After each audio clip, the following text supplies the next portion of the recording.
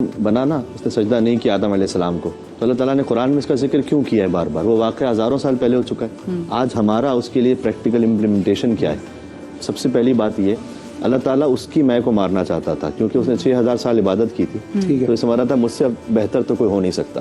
اللہ تعالیٰ نے کہا کہ جھکو آدم کے سامنے. تو اس نے کہا کہ پروردگار یہ ایک سجدہ مجھے چھوڑ دے, میں روئے زمین پر اتنے سجدے کروں گا جتنے کسی نے نہیں کیے ہوں گے. تو اللہ تعالیٰ نے کہا کہ عبادت وہ نہیں ہے جو تو چاہے, عبادت وہ ہے جو میں چاہوں. 1000 سجدوں سے دیتا ہے آدمی.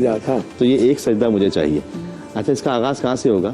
ابھی جو بات ہو رہی تھی حدیث میں, خود یہ سلام میں پہل کر لینا یہ انسان کی میں کو توڑ دیتا ہے.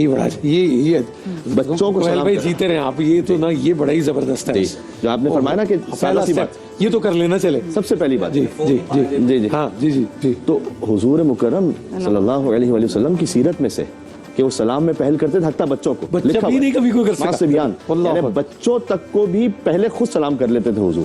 یہ پہلا سلام کر لینا یہ میں سے گزر جانا ہوتا ہے کہ جناب آپ پر سلامتی ہو میری جانب سے. اچھا, اس پہلے سلام کا اثر آپ دیکھیے گا. طائف میں حضور صلی اللہ علیہ وسلم تشریف لے گئے, ان کو لوگ پتھر مار رہے تھے, راہ میں کانٹے بچھا رہے تھے, تو لہو لہان تھے.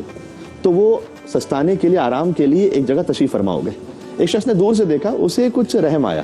مسلمان تو نہیں بنا وہ, اس نے اپنے غلام سے کہا کہ یہ پیاسے ہوں گے بہت, جا کے پانی دے دو.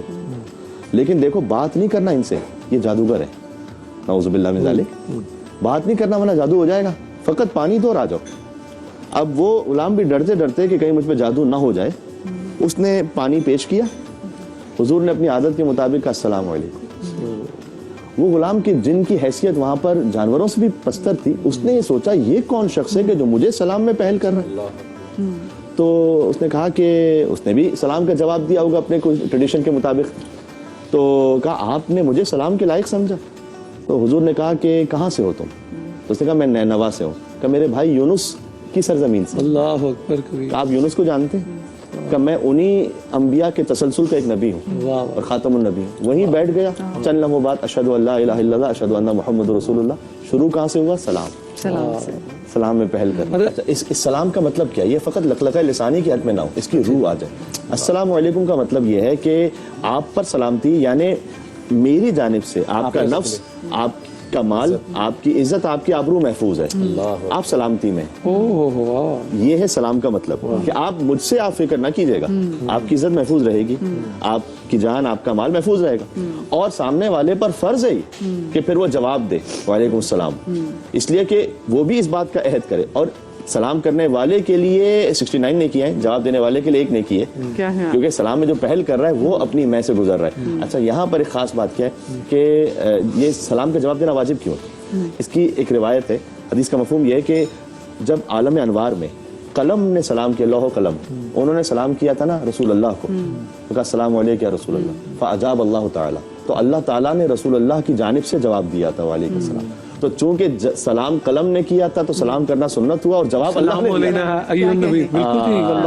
تو یہ جو نبی پر بھی درود و سلام ہے نا, آپ دیکھیں یہ ایک ایسی عبادت ہے, فقط یہ ایک عبادت ہے جس میں اللہ شریک ہوتا ہے. جی جی, اللہ نماز تو نہیں پڑھتا, فرشتے اللہ خود روزہ تو نہیں رکھتا, روزہ تو ہمیں رکھنے کا حکم ہے, لیکن ان اللہ وملائکتہ یصلون علی النبی یا ایھا الذین آمنوا صلوا علیہ وسلموا تسلیما, یہ وہ درود شریف کی عبادت جس میں اللہ سبحانہ و تعالیٰ پہلے اس عبادت کو, گویا عبادت تو ہم کرتے ہیں لیکن اللہ پہلے اس عمل کو انجام دیتا ہے, فرشتے انجام دیتے ہیں. پھر ہم سے کہا گیا, وہ ایک کسی شخص نے ایک صاحب سے پوچھا, ولی اللہ تھے, ان سے پوچھا کہ آپ یہ بتلا سکتے ہیں کہ اللہ اس وقت کیا کر رہا ہے؟ انہوں نے کہا یہ تو بتلانا بڑا مشکل ہے کہ اللہ کیا کر رہا ہے. کہ ہمیں ایک بات معلوم ہے کہ اللہ کیا کر رہا ہے, ان اللہ و ملائکتہ یصلون علی النبی یا ایھا الذین آمنوا صلوا علیہ وسلم. کیا کہنے سید کو ممبر اپنا